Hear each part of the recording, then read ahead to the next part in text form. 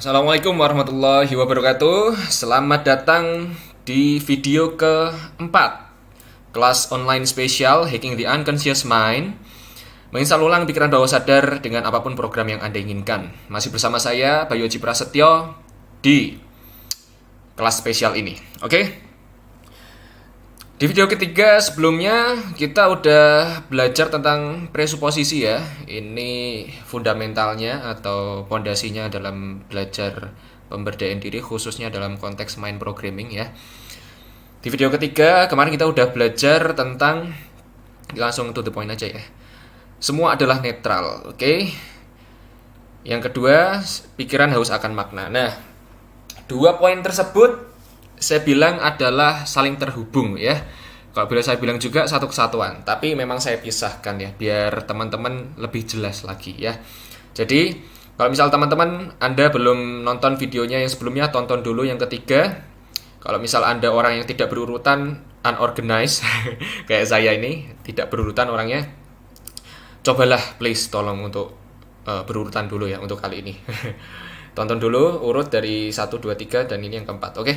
Selanjutnya di presuposisi yang ketiga ada peta bukanlah wilayahnya ya. Peta bukanlah wilayahnya. Teman-teman, pernah nggak sih teman-teman Anda janjian dengan saudara atau teman pas lagi janjian mau ketemuan gitu, kita ketemuan yuk. Ketemuan di mana? Ketemuan di sini nih. Waduh, aku belum pernah ke sana. Belum apal jalannya, belum tahu tempatnya. Gimana nih? Nah, ya udah, buka map aja pakai GPS. Nah, kayak gitu. Nah, pas buka map, buka GPS, pertanyaannya adalah apakah yang Anda lihat di map itu sama dengan apa yang Anda lihat di wilayahnya? Misal Anda mau menuju ke suatu kafe, nah pas perjalanan itu apakah warna yang ada di peta dengan warna-warna yang Anda lihat di di keadaan sesungguhnya itu sama? Apakah kondisi tata letak bangunan-bangunan yang ada di peta itu sama dengan apa yang Anda lihat di sesungguhnya? Nah, jawabannya adalah pasti tidak sama. Kebanyakan tidak sama. Dan jadi apa yang di peta bukanlah wilayah itu sendiri. Oke, kalau misal di bungkus mie instan itu, apa yang ada di bungkusnya itu belum tentu merepresentasikan apa yang akan Anda dapatkan di dalam mie instan itu tersebut ya. Sama seperti juga menu yang ada di rumah makan itu belum tentu yang akan Anda dapatkan itu tidak sama dengan apa yang Anda dapatkan makanan aslinya ya, seperti itu. Nah, misal pas Anda lagi menuju ke sebuah lokasi yang Anda janjian tersebut, Anda melihat di peta itu tidak ada tambal ban, dan ternyata pas Anda lewat, ternyata Anda melewati tambal ban, Anda melewati toko sepeda, Anda melewati toko roti dan sebagainya. Ternyata yang di peta itu tidak ada. Nah, jadi artinya apa? Peta itu bukanlah wilayahnya. Artinya apa? Peta ini adalah, kalau di pemberdayaan diri adalah peta itu pikiran kita, ya. Jadi apa yang ada di dalam pikiran kita belum tentu kenyataannya seperti itu. Misal katakanlah ada orang yang bilang, "Waduh, kamu kenapa? Kamu nggak pengen jadi pengusaha?" Katakanlah kayak gitu. Ini pertanyaan doang sih, tidak semua orang harus jadi pengusaha. Ini cuma contoh aja. Kamu nggak pengen jadi pengusaha? Atau misal ada orang yang pengen jadi pengusaha tapi dia pesimis. Waduh, aku kayaknya nggak bisa jadi pengusaha deh. Kenapa? Ya karena aku nggak memiliki keturunan pengusaha. Orang tuaku nggak pengusaha.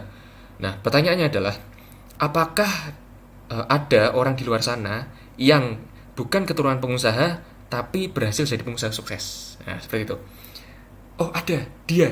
Siapa lagi? Dia. Nah, seperti itu. Nah, ternyata peta yang ada di dalam pikiran bawah sadar orang tersebut tidak seperti kenyataannya. Peta bukanlah wilayahnya. Jadi, artinya apa?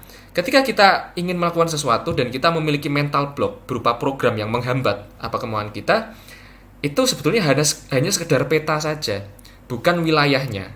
Wilayahnya ternyata banyak kok orang seperti kita yang kondisinya seperti kita yang berhasil melakukan apa yang diinginkan gitu, apa yang dibutuhkan. Jadi peta bukanlah wilayahnya. Oke. Nah, ngomong-ngomong soal peta ini harus diupdate terus agar apa? Agar sesuai dengan wilayahnya.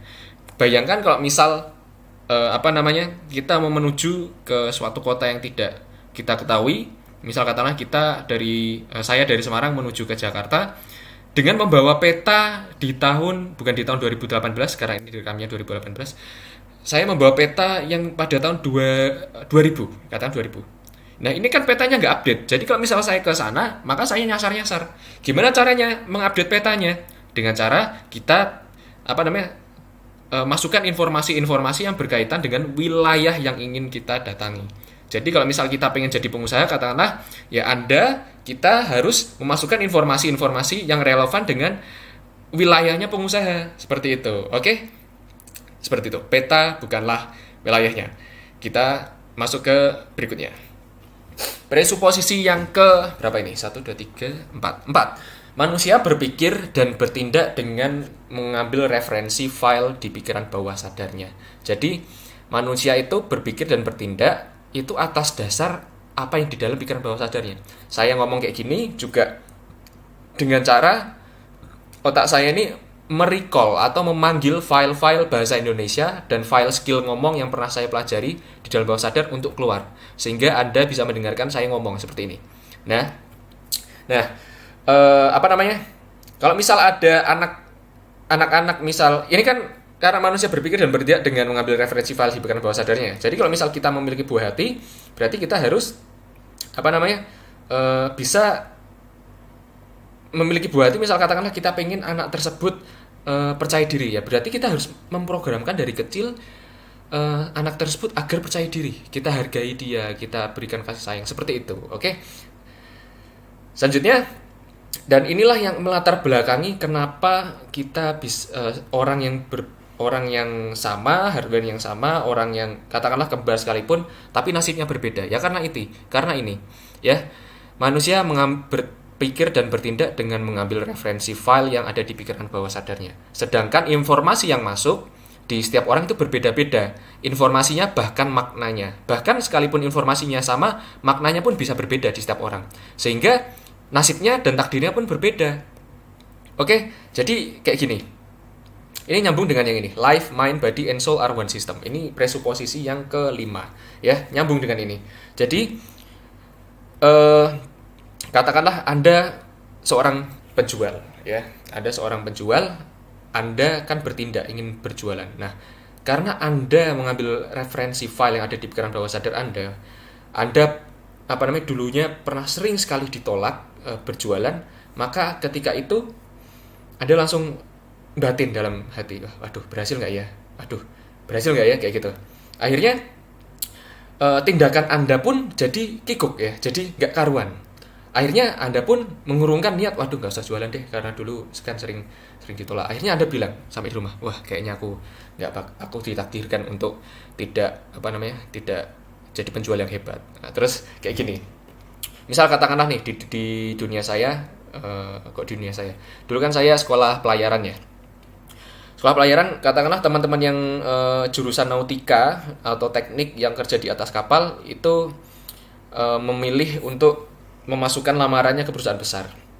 Nah, karena mungkin dia nggak pede, dia mau masukin lamaran ke perusahaan besar, aduh masukin nggak ya? Nggak deh. Terus sampai rumah, wah aku nggak masukin ke situ. Memang kayaknya aku nggak ditakdirkan untuk naik di kapal yang besar kayak gitu ya, bergaji besar. Lah padahal dia belum bertindak, ya kan? Jadi tindakan manusia dan cara berpikir manusia itu dengan cara mengambil referensi file yang ada di pikiran bawah sadarnya. Jadi apa yang Anda lakukan sekarang, hasil apa yang Anda dapatkan saat ini itu adalah representasi dari file-file yang ada di dalam pikiran bawah sadar Anda. Jadi hati-hati dengan file-file yang ada di pikiran bawah sadar. Oleh karena itulah, ini adalah materi yang sangat tepat untuk memprogram ulang pikiran bawah sadar kita. Oke? Ini, life, mind, body, and soul are one system. Contohnya yaitu tadi. Jadi, contohnya itu tadi. Misal katakanlah, yang jualan itu tadi loh. Misal saya katakanlah, saya bawa barang, saya jualan gitu ya. Dulu saya pernah ikut MLM, katakanlah sebagai contoh aja lah. Saya menawarkan asuransi, katakanlah, wah saya lihat di depan ada prospek yang prospektif dan sesuai dengan target market saya. Karena saya nggak percaya diri, akhirnya, aduh, jualin nggak ya? Opsi pertama saya nggak jualin. Opsi pertama nih, katakanlah saya nggak jual, waduh nggak usah jual deh, saya nggak percaya diri. Akhirnya di rumah, saya bilang, wah kayaknya memang takdirku untuk tidak bisa sukses di MLM ini. Nah, seperti itu ya. Terus Opsi yang kedua, katakanlah saya memberanikan diri untuk memprospek orang tersebut, menawarin. Akhirnya karena saya nggak percaya diri, file yang di dalam pikiran bawah sadar saya itu tidak support untuk melakukan kegiatan itu. Akhirnya cara bicara saya kikuk, ya, body language saya nggak baik. Terus bahasa yang saya tampilkan, presentasi saya jadi buruk. Akhirnya orang tersebut memberikan feedback menolak. Waduh mas, lain kali saja ya, saya belum butuh. Nah, seperti itu. Jadi diawali dari feedback itu kan takdir saya itu ditolak. Karena apa? Penyebabnya karena perilaku saya tidak baik, cara bicara saya, cara presentasi saya tidak baik, body language saya tidak baik, dan lain sebagainya. Nah, perilaku saya itu tidak baik ya karena apa? Karena emosi saya yang tidak baik. Emosi yang tidak baik karena apa? Karena file yang ada di bawah sadar saya itu tidak support dengan apa yang saya lakukan. Oke? Nah, itulah kenapa life, mind, body, and soul are one system. Hidup, pikiran, badan, dan jiwa kita itu satu sistem. Jadi, kalau misal kita ingin mengubah hidup kita, maka kita harus mengubah apa yang di dalam pikiran bawah sadar kita aja. Cukup. Dan tentunya dekat dengan Allah. Ya. Seperti itu. Nah, kenapa harus diri kita yang diubah? Karena begini. Karena hanya diri kita lah yang bisa kita kontrol gitu loh. Kalau kehidupan di luar sana tuh banyak variabel yang tidak bisa kita kontrol. Oke, yang bisa kita kontrol ya apa? Pikiran, body, dan soul kita. Ketika kita bisa mengubah file yang ada di dalam pikiran bawah sadar kita, maka kita akan mengubah soul kita, perasaan kita yang ada di body, lalu akan kita mengubah takdir yang ada di kehidupan kita. Seperti itu. Oke? Nah, ini adalah 3 presuposisi yang sudah saya jelaskan sebelumnya. Ya, di video presuposisi yang kedua ini peta bukanlah wilayahnya. Selanjutnya manusia berpikir dan bertindak dengan mengambil referensi file di pikiran bawah sadarnya, dan life, mind, body, and soul are one system. Jadi kalau teman-teman sekarang